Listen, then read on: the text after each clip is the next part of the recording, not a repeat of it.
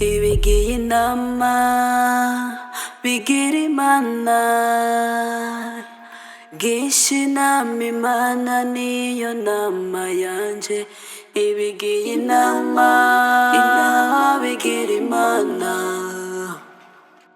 gisha inama imana niyo nama yanje ibigiye inama bigira imana ibigiye inama bigira imana.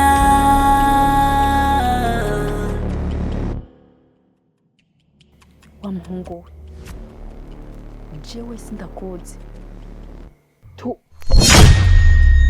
wa maraya we wigira intama kandi uribingira aho hamwe nuko gatumye nyihinduka reka ntwaye telefone ni gutera amanyama akagongo nikagena kuzakaguma kagutongoza kazogurira yako wa muhungu we chérie Duk imana umuntu je nawenzi fasha aranyivye telefone nawenzi nukuri aranyivye fasha nukuri kose aranyivye nawenzi naramutuzi nani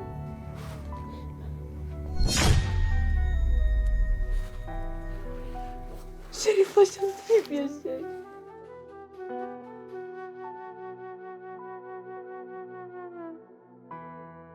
ibigiye inama bigira imana gisha inama imana niyo nama yanje ibigiye inama bigira imana gisha inama imana niyo nama yanje ibigiye inama bigira imana ibigiye inama bigira imana.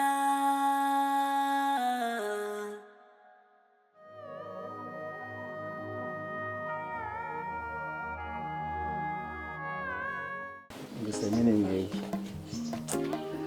ariko nyene mbona muziko mubere ijisho komeze kiri mwari twebwe nyine ubundi iwacu twebwe bose baravyushe mama wanje na papa wuyu barabantu nyine bameze neza nka twebwe nyene ariko muri Amerika niho bavuga yuko abantu bavyuha cyane ko turya inkoko turya inyama nyinshi none byaje gute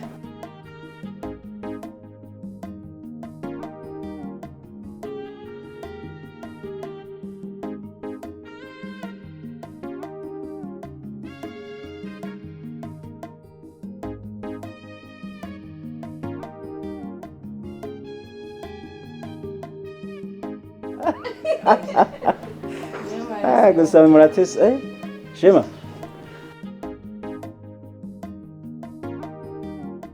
bite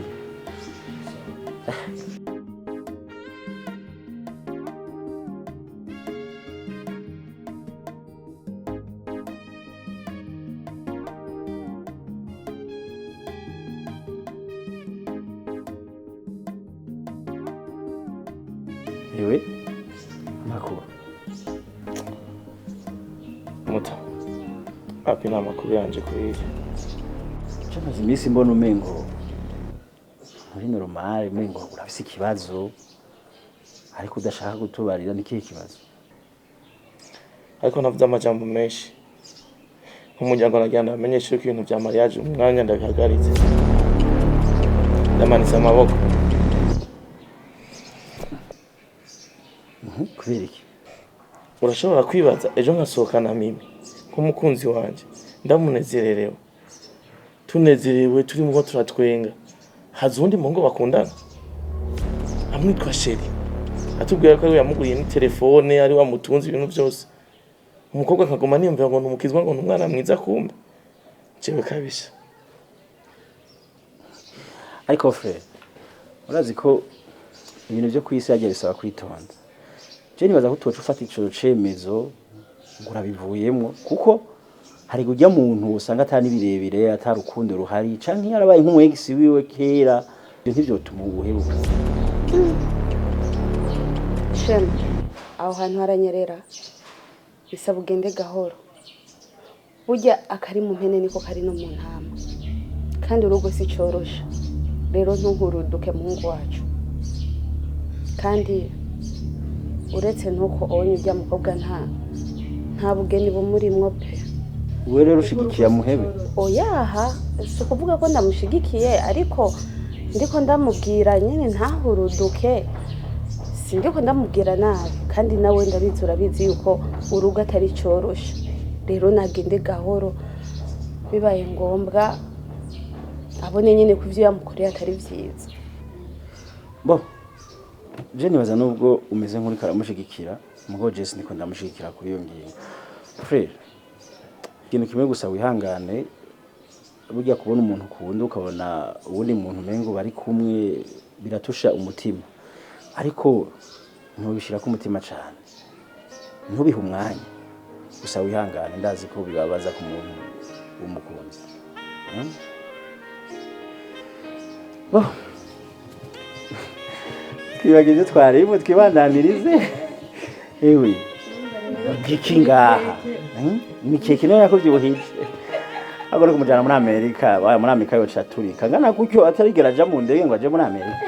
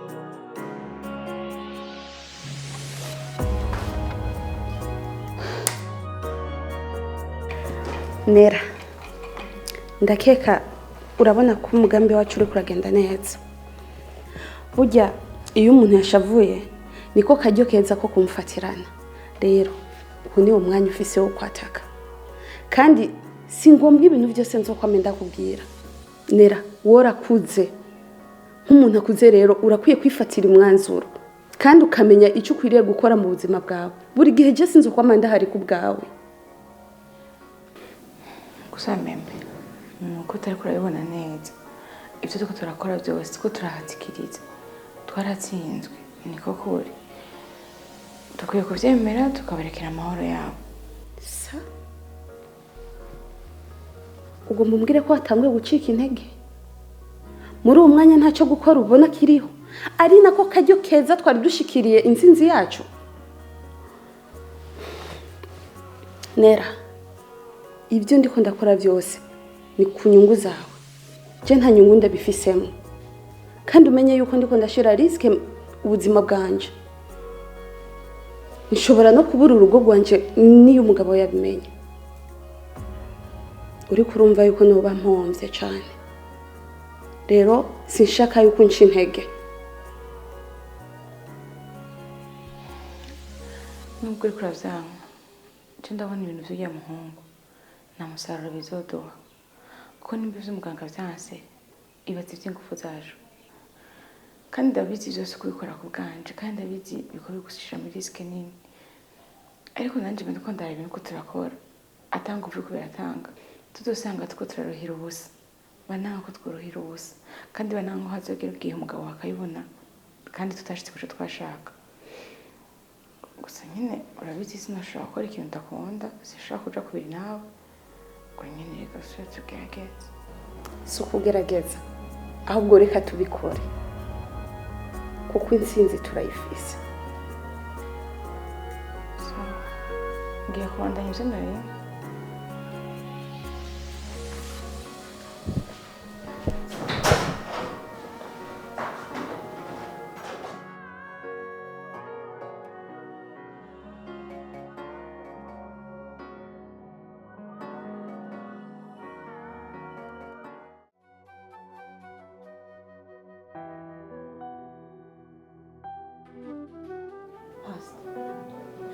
gukura amaboko menshi nuko inashyize hejuru ayo naraye mbonye nukuri sayo kuvugwa ibi naraye mbonye aho nta soni gashiri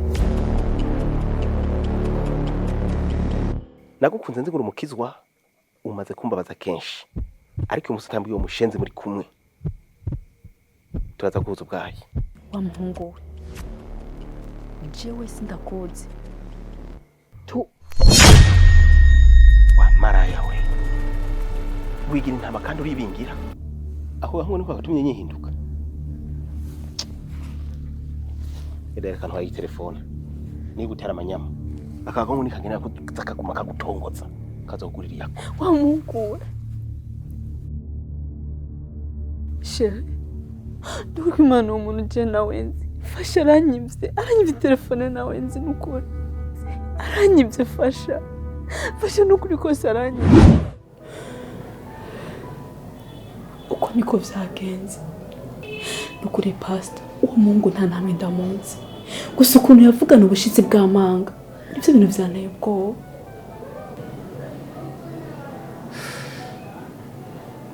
mimi mkobwa wa Yesu muhore ku by'ukuri biboneka yuko uri mu rugamba rutoroshe burya abantu b'umubiri biragoye cyane ko basesa abimwemu ariko twebwe abimwemu biroroshe cyane ko dusesa ab'umubiri ndakubwira ikintu kimwe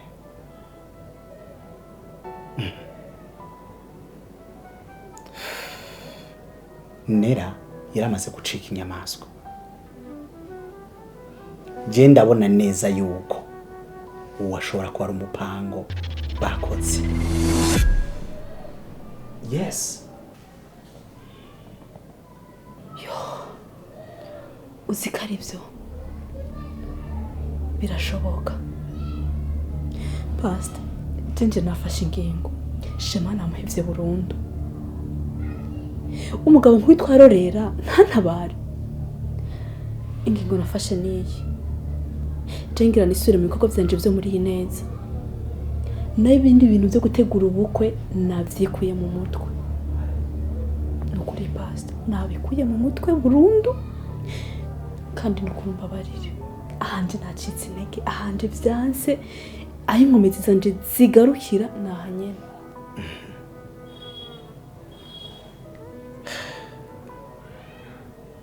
igihe cyose umuntu agwana urugamba atazi birangira atsinzwe ariko umuntu ari mu rugamba azi icyo ariko araharanira aragwana gushikana ku kanyuma by the way ndagutahura umbwiye nka Mimi umwana w'umuntu afise umutima w'inyama n'amaraso ababara ashobora kuruha ashobora gucika intege agafata n'ingingo akabivamo but one question kwibariza ikintu kimwe kumbwiye amakuru yo ku ruhande rumwe ukambwira amakuru yo ku ruhande rw'abansi ukibagira kumbwira amakuru yo ku ruhande rw'umukunzi wacu Yesu Kristo wowe kuvuze gutyo nkwafashe ingingo ko atamakuru y'ijuru igeze umbwira okay wowe ndumva icyo uvuga none ijuru ryoryo rivuga iki kwino situation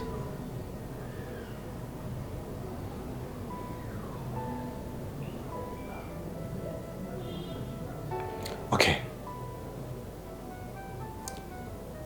umva inama nkugiriye guma kugikumba gumiza amavi ku karago ntutikirindira senga ne waheza gusenga uce wongera usenge kandi uhejeje usubira usenge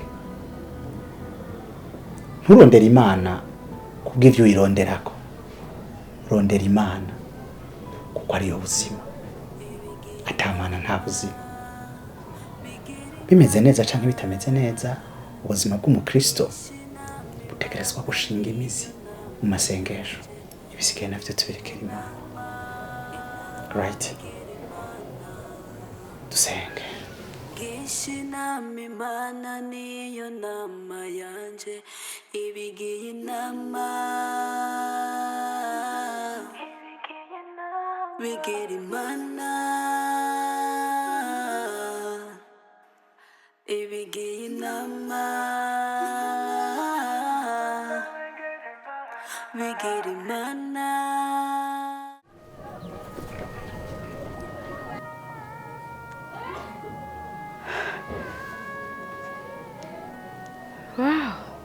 Igikorwa cyawe nagikoze neza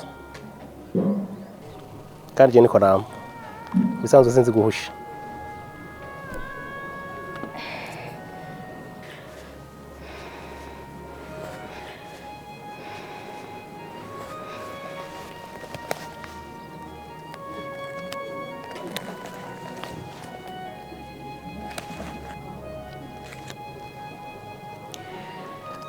Ubikoze nko twabishaka.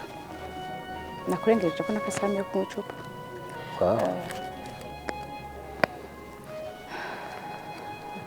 Ikindi naco hari akantu nshaka kumfasha, ariko naco reka nje gupanga akarere ndaza kuguhamagara ndakumenyesha.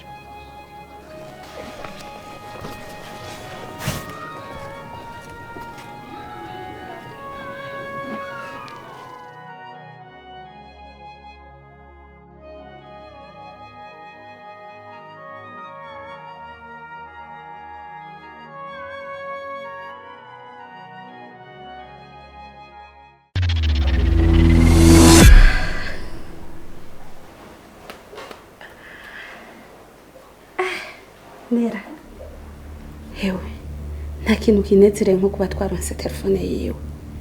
Aha rero ko tuyifise reka dukora akazi. Kwaye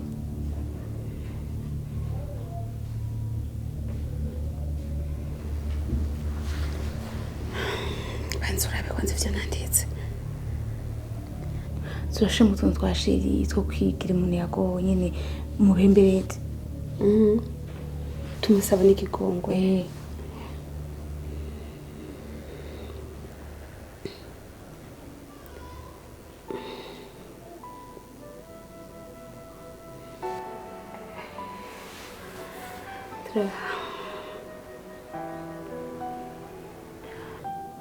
Aho urashobora no kwirongeka. Mana ubije imbere.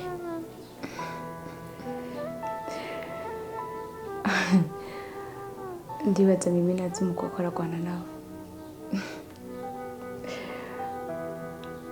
Gusa naco arindire gato tumubagira ibisiga.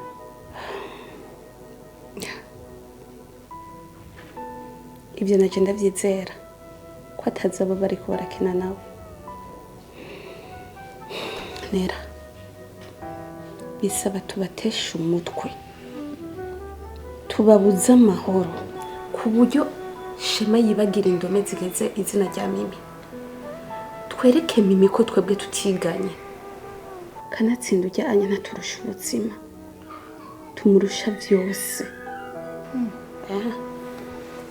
Je nawe dushize hamwe bizokunda. Nta kintu na kimwe kitazoshoboka, j'ibyo ndavyizeye.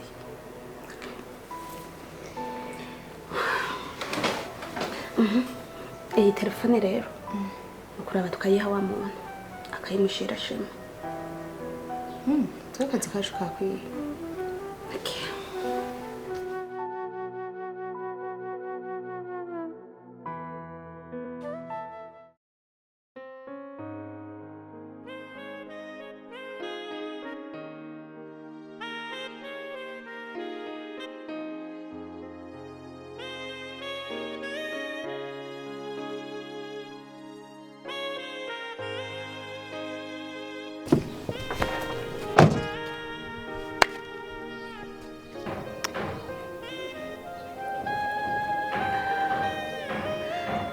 Renine, nukuri ndagushimiye cyane pe, kuko aho igikorwa kigeze ndabona uri kurabikora neza cyane. ya telefone nginayizanye igikurikira urakizi.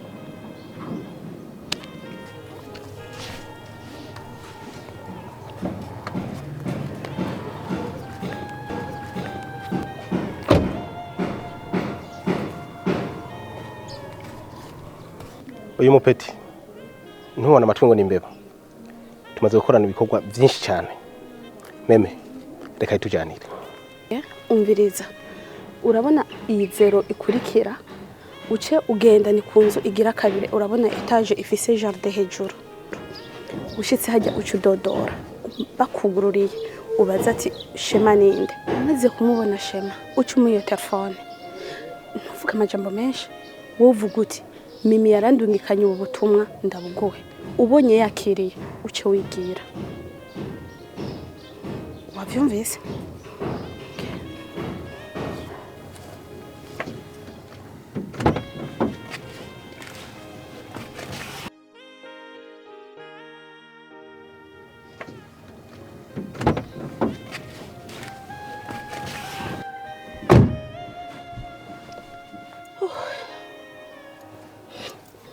Rene, Yes.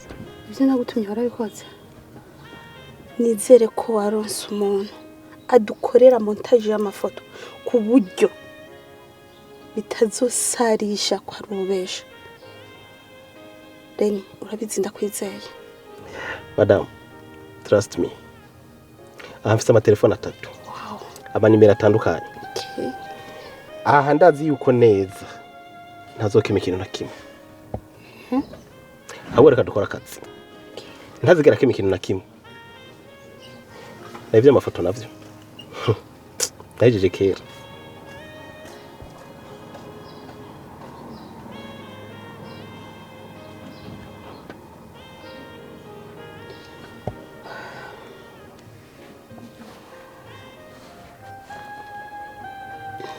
Reka tumwandikira ama message. Tumuteshe umutwe. Hamaze kwibaza ko abahungu bajyamanye na Mimi bariko barazimwandikira.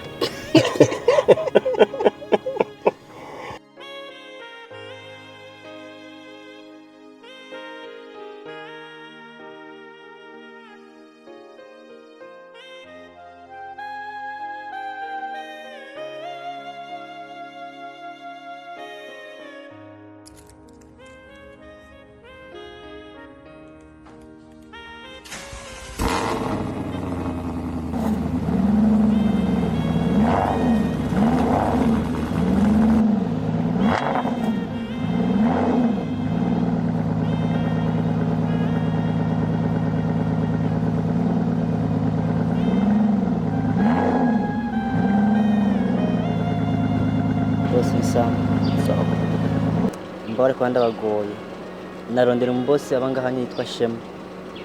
Nijeyo genzo ramaki. Myandikanye ubutumwa ndaguhereza.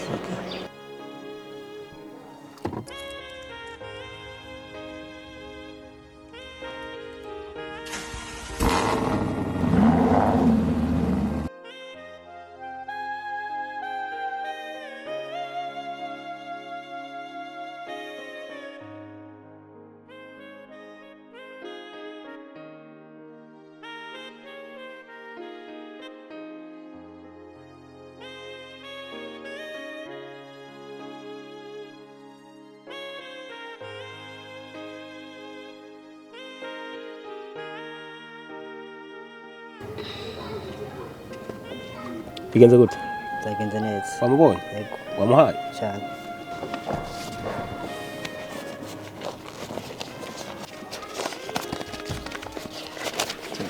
Turagenda turasubira. Thank you.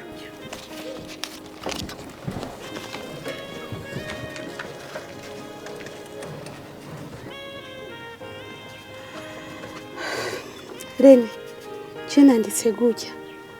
Sheri, nukuri ndagukumbuye. Erega ijoro twamaranye ryabaye ijoro ry'amateka kuri jewe. Ndifuza ko twosubira muri rya hoteli twongera kandi tukaryosha. Nizere ko atacitwaza wobora. Urasezera biwanyu babwira uti ngiye makesha. Nubwo wozuzanye Bibiliya nta kibazo tuzoyishira pembeni. Sheri, kandi narumvise ko ufise umu diaspora. Burya uyo mu diaspora uramukunda vy'ukuri? cyangwa ushaka kwirira amahera.